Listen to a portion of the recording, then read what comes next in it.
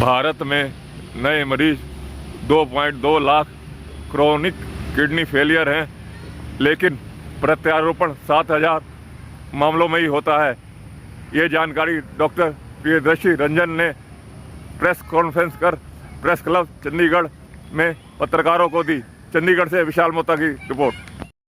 Doctor Priyadarshi Ranjan है और मैं पार्क हॉस्पिटल में न्यूरोलॉजी विभाग और रोबोटिक सर्जरी और किडनी ट्रांसप्लांट विभाग का डायरेक्टर हूँ। आज इस मीटिंग के माध्यम से हम लोग अपनी एक नई सर्जिकल उपलब्धि के बारे में बताने के लिए यहाँ पे आए हैं और मैं आप सभी मीडिया के भाइयों से ये चाहूँगा कि आपकी मदद से ज़्यादा लोगों को इस तकनीक के बारे में पता चले, जो कि रोबोटिक किडनी ट्रांसप्लांट के नाम से जानी जाती है। रोबोटिक किडनी ट्रांसप्लांट का अर्थ होता है जिसमें कि हम रोबोट की मदद से, रोबोटिक सर्जरी अपने आप में एक बड़ा ही अहम और महत्वपूर्ण और बहुत ही प्रिसाइज सर्जरी करने का तरीका है, जो कि इंडिया में अब उपलब्ध हो गया है। और इंडिया में कई सेंटर्स हैं जहां पर कि मॉडर्न रोबोटिक सर्जरी शुरू हो गई है और उस रोबोटिक सर्जरी में भी जो सबसे एडवांस रोबोट है उसको इंट्यूटिव या डा विंसी रोबोट कहते हैं। ये ऐसा रोबोट है जिससे कि सबसे जो नाजुक ऑपरेशन होते हैं जैसे कि किडनी ट्रांसप्लांट वो किए जा सकते हैं और हमने अपने अस्पताल में इस किडनी ट्रांसप्लांट जैसे जटिल ऑपरेशन को सफलतापूर्वक अंजाम दिया है और रोबोट की मदद से उन पेशेंट की रिकवरी बड़ी अच्छी रही। पेशेंट्स को बहुत एडवांटेजेस होते हैं। चीरा बहुत छोटा सा लगता है। आमतौर पर जो नॉर्मल किडनी ट्रांसप्लांट किया जाता है उसमें चीरा करीब 20 से 25 सेंटीमीटर का होता है। जब चीरा बड़ा होता है तो शरीर में मसल्स को काटा जाता है, उससे ब्लीडिंग होती है, उसकी वजह से पेशेंट की बॉडी में भी कमज़ोरी होती है और रिकवरी थोड़ा सा धीरे होती है।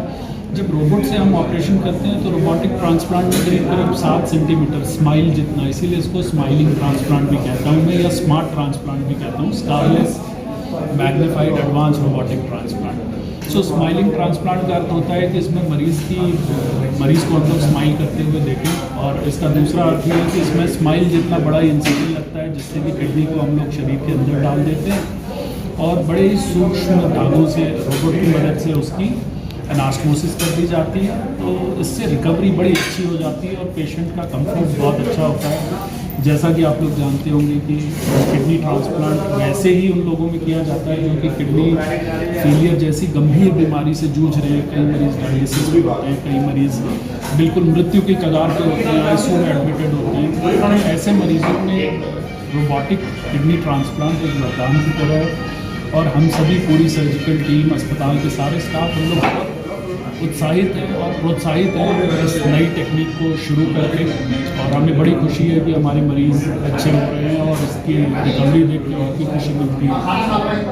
सो इसके साथ ही मैं आप सभी लोगों का धन्यवाद अदा करना चाहूँगा। आप लोग यहाँ कीमती समय निकाल के किडनी ट्रांसप्लांट के इन्फेक्शन से किडनी खराब होने का रीज़न जानना चाह रहे हैं जी।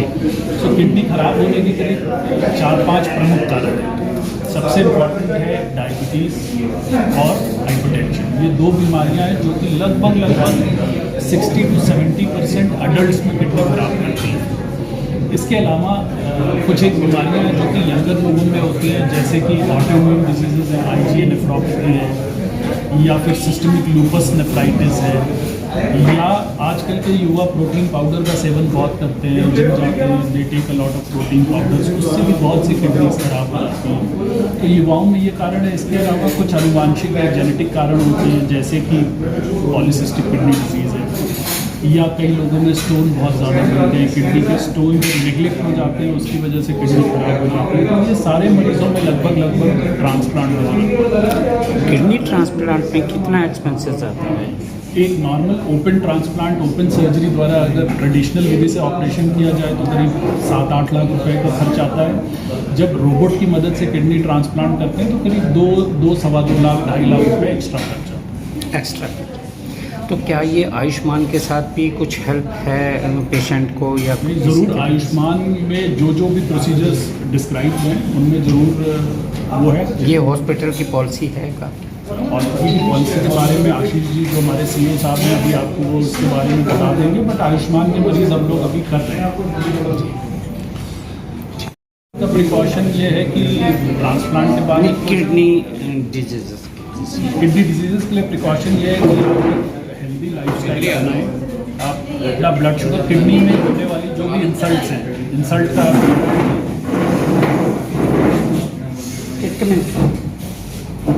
किडनी को या फिर हाई ब्लड प्रेशर द्वारा इंसल्ट करते हैं, पानी कम पीने की वजह से इंसल्ट करते हैं, अनाप शनाप दवाइयाँ जो दर्द की दवाइयाँ या एंटीबायोटिक्स हैं जिसको कि बिना डॉक्टर की प्रिस्क्रिप्शन से ले लेते हैं, उससे इंसल्ट होती है।